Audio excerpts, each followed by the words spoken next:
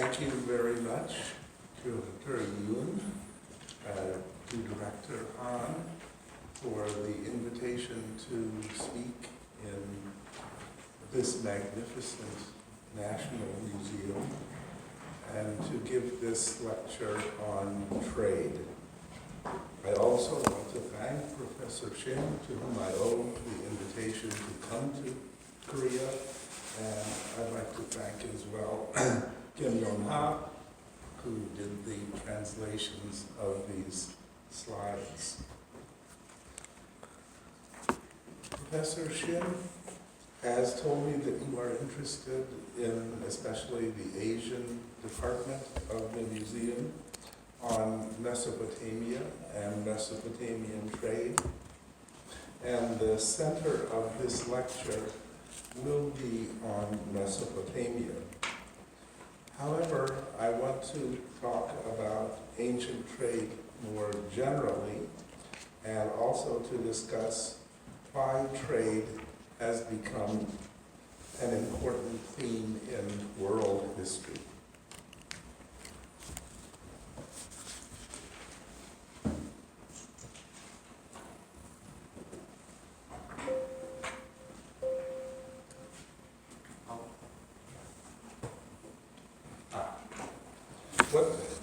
What do we want to know about trade?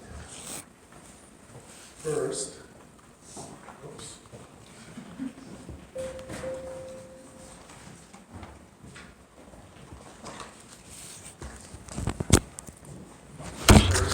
what was trade? Archaeologists find items in sites that come from a long way from the place they are working.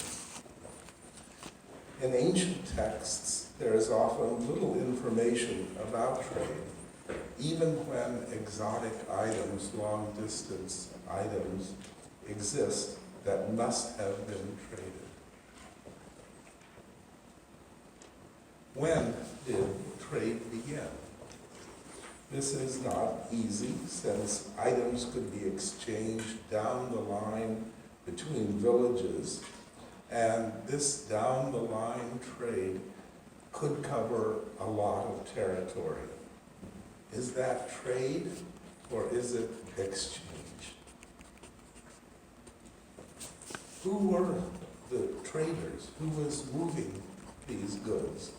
As we shall see in Mesopotamian historic texts, dating to around 2000 BC and thereafter, we know that traders were entrepreneurs. They knew how to get goods from where they were plentiful and to bring them to where they were scarce. And they could make money. Money, for example, in Mesopotamia being silver, well before there was any coinage. Were other societies like Mesopotamia? What were the social and economic effects of trade? Did people become wealthy through this trade? Were there contracts by rulers to produce distant goods? Or did traders organize their own activities? Did traders bring things besides goods, ideas, for example, from areas where they traveled? And they could also bring viruses, disease. Let me give you a preview of the Mesopotamian trading section of this lecture, which I won't get to for another 30 slides.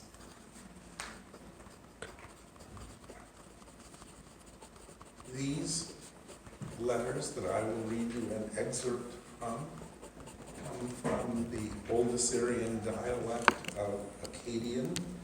They were written between about 1920 to 1750 BC.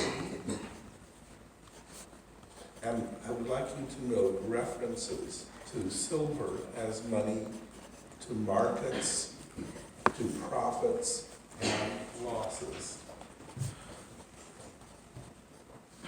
These are the kinds of tablets on which more than 20,000 examples exist. I'll talk about these tablets a bit later after this preview.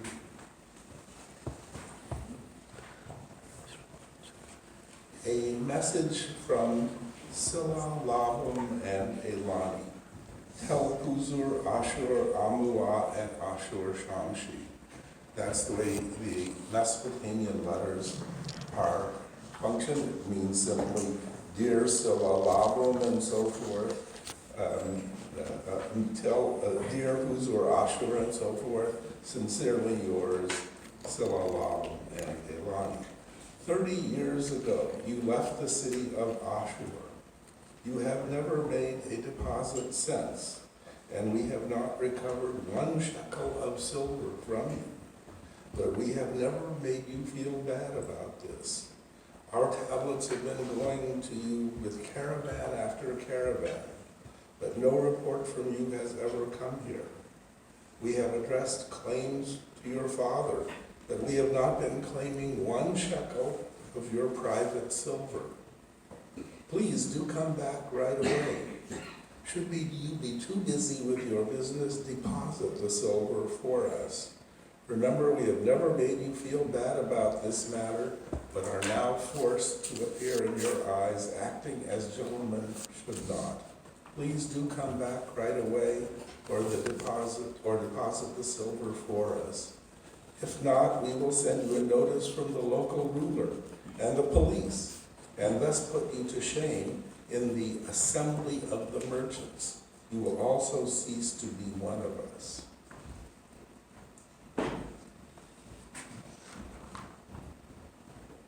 Is this the second letter? This is the second. That's That's the second. Tell 3 people, that is to say, dear Ashurisi, Shubalim, and Ashur Taklaku. Elani sends the following message. Dear brothers, get a hold of 2 people there, make them pay 9 shekels of silver, and give the silver to Shubalim. Be sure, dear brothers, to give the silver to Shubalim, lest you cause annoyance to me and to him. When I stayed there, the 2 debtors mentioned in this letter told me the following. No sale can be made today in the market. Today I hear, however, that many sales are being made on the market. Therefore, make them pay the silver and give it to Shubalim. Follow instructions, dear brothers. Give the following message to Ashurisi. I have paid 2 1/4 shekels of silver for you, dear brother. Give the same amount of silver to Shubalim. So, evidence of silver as money, markets, profits, and losses.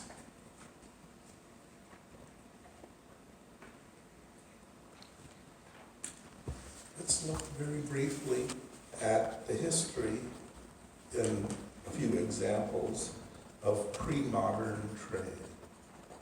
First, a citation from a Genoese trader in the Renaissance. Genoa was filled with traders who formed the government of the city-state.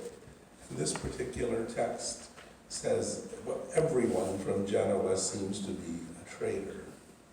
And we know that trade was the backbone of economics and society in these Italian Renaissance city-states. As we know, that trade was the backbone of economies in 19th century Britain and the Netherlands. Here are some more historical examples and an overview of issues in trade. First, I'm going to talk about trading documents from the Cairo Geniza to demonstrate how ethnicity is important in trading relations. Traders can't trade with just anybody.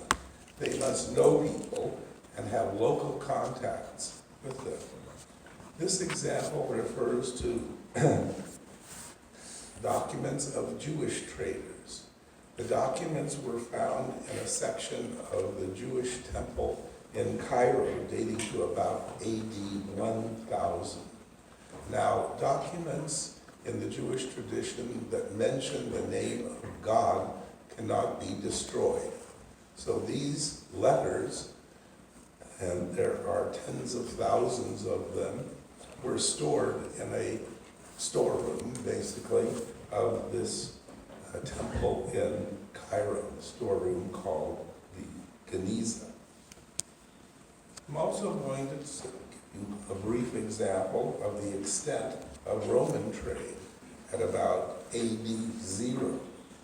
I'm going to show you a map of trading relations from the site called Berenike in southern Egypt, which is important to modern scholars because not only do we have documents reporting this kind of trade, but there has been a good deal of archaeology at the port, and archaeologists have discovered goods that are not mentioned in the trading documents. So archaeology has a lot to add to our knowledge of what we thought of as a well-known trading system. I'm also going to show you a map of the Silk routes, beginning in about the Han Dynasty, to illustrate the very large distances covered in overland trade from China to the Mediterranean. And I'm going to show you, going back in time, a map of Phoenician trade in the Mediterranean from the Levantine Coast, Lebanese coast basically. Phoenicians established trading colonies all over the Mediterranean. And not only were goods moved by Phoenicians, but ideas were moved. For example, the alphabet was moved to Greece. The Greek alphabet is essentially a derivative of the Phoenician alphabet. Okay, well, here is a picture of the Cairo Geniza. There were about 300,000 documents found in this storeroom. And we understand the nature of this trade between Egypt and various parts in the Mediterranean, where various Jewish traders lived and facilitated the movement of goods. Here is Berenike in southern Egypt. There's a famous document, the Periplus of the Erythraean Sea, that documents a Roman trader and his trading activities. But as I say, we know more than exists in this very important document, as archaeologists have discovered the facilities of the port of Berenike and many goods as well that they found that were not mentioned in the documents.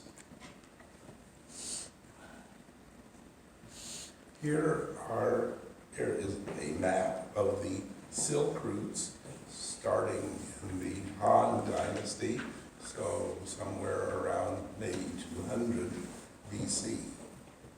And I put this up because it's overland trade. For one reason I put it up is to document overland trade, whereas the Phoenicians and the Romans and the Jews in medieval Egypt were transporting goods by boats. So we know a lot, historians know a lot of the Silk routes and the goods moved from essentially East Asia, China, throughout the extent of this network. Now I'm going to show you that these routes were used more than 3,000 years before silk. I'll show you the silk routes before silk. Sorry, here's a Phoenician trade slide that I got an order showing trade essentially throughout the Mediterranean by Phoenicians. Now, the research I'm going to report to you is documented in this book by Toby Wilkinson, Tying the Threads of Eurasia, published in 2014. First, here is a map showing, among other things, the movement of lapis lazuli from Afghanistan all the way to Egypt, starting at about 3500 BC. Here is a map of metal trade, especially gold and silver. Silver was important, as he noted from those old Assyrian letters, because it was a means of exchange in the ancient Near East. It functioned as money. Here is a map of copper trade. Copper is an interesting resource, while lapis lazuli only comes from Afghanistan and some in Central Asia, in fact. It's a rare metal, and that's not the case with copper. There's copper, large deposits of copper in Cyprus. Okay, where what happened? You got it. There's also copper sources in Oman, in the Persian Gulf. So historically in Mesopotamia, depending on political relationships in the ancient world, Mesopotamians could get copper from the north and west, or they could get it from the south. Here are sources of tin. Tin is also a rare metal. Most of the tin that is coming into Mesopotamian trading systems that I'm going to discuss in just a bit comes from Afghanistan. So here is a map of Wilkinson that summarizes these movements from 3000 BC to 1500 BC. Now, how did this trade work? We know from archaeological research that these goods, these metals and semi-precious stones came through these networks that are depicted here. How did they move? Well, there have been a number of very prominent studies speculating on how that happened. The first was by the German sociologist and historian Max Weber, who did not believe there were entrepreneurs in the ancient world. There were no markets before the Greeks, according to Weber. He also had Polanyi, Karl Polanyi, a Hungarian-American economist, who thought that whatever the movement of goods was not through markets, that traders were employees of the state, for example, in Mesopotamia, about which he wrote. And finally, in this list, M.I. Finley, who talked about redistributive economies in Mesopotamia. The classical scholar, and he again did not believe there were real markets before the Greeks. Now, these three scholars here are some of the greatest thinkers of the 19th and 20th century. But as it turns out, they did not have good information. And their theories were based on the materials they had at hand, but now we know these three scholars were completely wrong. Now, there's a history of the archaeological study of trade, too. there was a school of archaeology of the 70s and 80s called processional archaeology or new archaeology. And these kinds of studies viewed cultures as adaptations to environments. They had very little interest in trade and interregional interactions. They were kind of environmental determinists with a cultural side. There were a few dissenters, however, from those 70s and 80s new archaeologists, because there's a problem in social evolution. How do you get from egalitarian, or roughly egalitarian societies, which were structured by kinship rules, to societies that were socially and economically stratified? Well, one answer by a few archaeologists in the 80s was trade. In order to trade, you had to develop relations with non-kinsmen. Goods were not local, and bringing them to a society could mark wealth in new ways, and hence lead to further forms of stratification. Now, trade is a very big deal in archaeology. There is a real renaissance in trade studies. And here is one of the newest books written by the Dane Christiansen that covers trade throughout the world. And there are some new books on trade, so dealing with Mesoamerica, where previously it had been thought, throughout the New World in fact, that trade and markets did not exist. This has changed enormously. As you can see, we have now books, merchants, and markets, and a new book coming out next year is going to deal intensively with trade and market exchange in the Maya region. Let's look at the Maya region for a second. Here is the Maya area.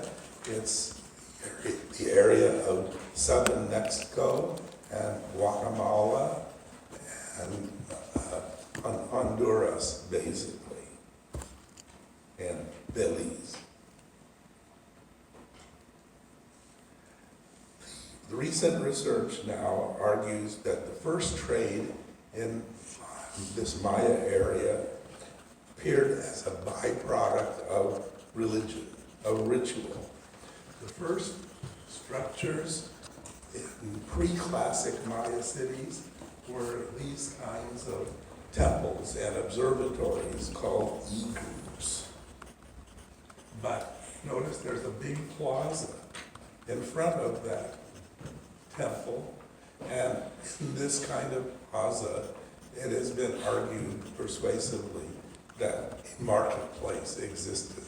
People who came to celebrate rituals also brought goods from their various locations and exchanged them. So now in Maya sites, markets are everywhere.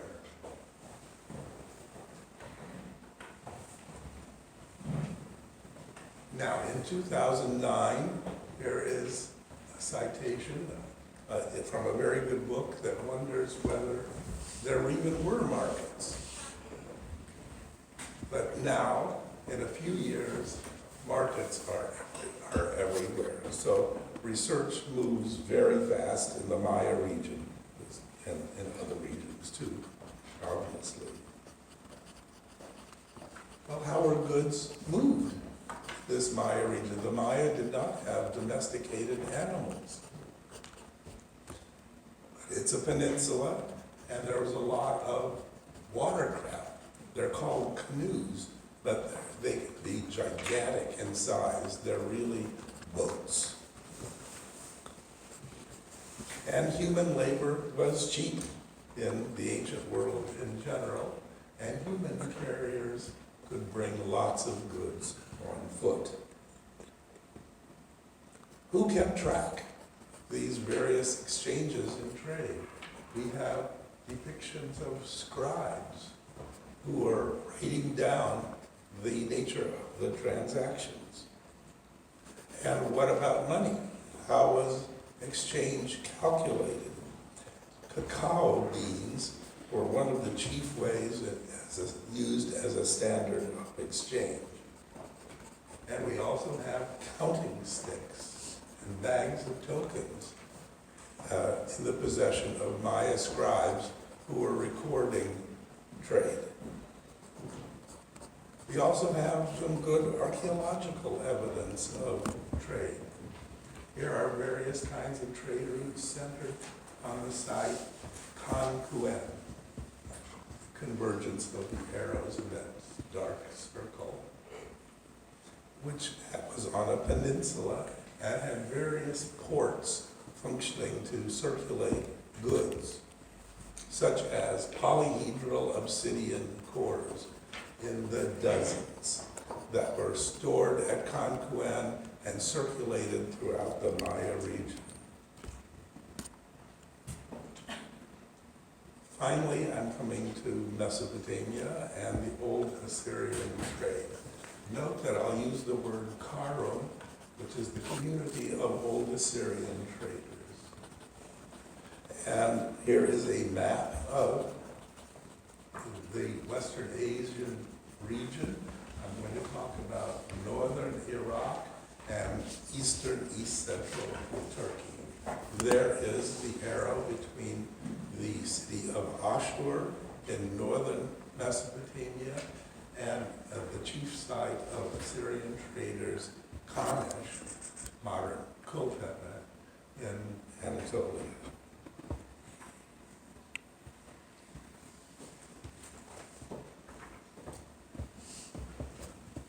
Here is a map of this site, which has been archaeologically excavated for about 70 years now.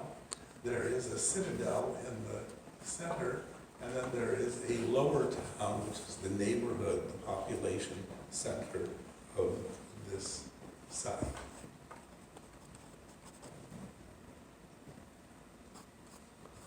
Here are some tablets again. More than 20,000 tablets, most of them letters, some of them court cases, have been found at this site in Anatolia. They are all written in Assyrian, dialect of Akkadian, the Semitic language of Babylonia and Assyria. And they are currently being studied, but many thousands have already been studied. Let's look at the trade itself. Tin and textiles were moved from Ashur in northern Iraq into Anatolia by means of donkey caravans. We know how much tin could be transported on a donkey, about 120 pounds, or about 60 or 70 kilograms. And we know that these textiles were not minor pieces of cloth, they were large, and they were mainly from Babylonia. And these textiles were expensive. Selling one textile in Anatolia, Assyrian merchants could buy a house. Over a 60-year period of time, it is calculated that 100 tons of tin could be moved, were moved, and over 100,000 textiles. This was serious trade, movement of goods. Who participated in this trade? In Anatolia, Assyrians, that's from Mesopotamia, bought, traded their tin and textiles for silver and gold. There was a lot of silver and gold natively in Anatolia, and the Anatolians, the local inhabitants of that's part of Turkey, wanted the tin and and textiles. This was the Bronze Age, remember, in archaeological terms, so they needed good tin. The Assyrians moved these goods as part of family firms. They created partnerships, they employed techniques of credit, they registered profits and losses. Does this sound modern to you? And they paid taxes to their own community of merchants in their Karum in Kanesh, this town in Anatolia. And they also paid taxes to the Anatolian palace. The Assyrians did not rule this section of Anatolia. They were allowed to live there because they paid taxes to the local rulers. Now, here are some projections of how much tin and how many textiles moved over about a 30-year period. It's especially well documented.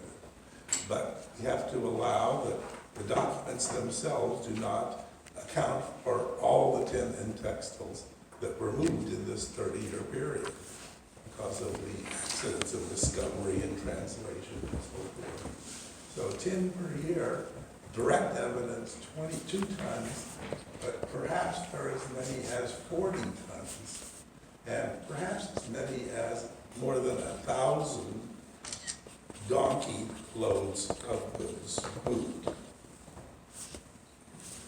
How did the Assyrians make money? Well, this is a fairly simple exercise in economics by comparative cost advantage. So 1 unit of tin in Ashur cost about 7 units of silver. But 1 unit of tin in Anatolia cost 14 units of silver because silver was plentiful and tin was not plentiful. Traders bring 1 unit of tin to Anatolia, they get 14 units of silver. Traders bring the 14 units of silver to Ashur, they get 2 units of tin. They double their money if they can keep transport costs low. And transport is an interesting problem in itself. The Assyrians built inns, they built crossings over rivers, and sometimes they had to pay taxes to hostile chieftains who controlled the territory that the Assyrians had to pass.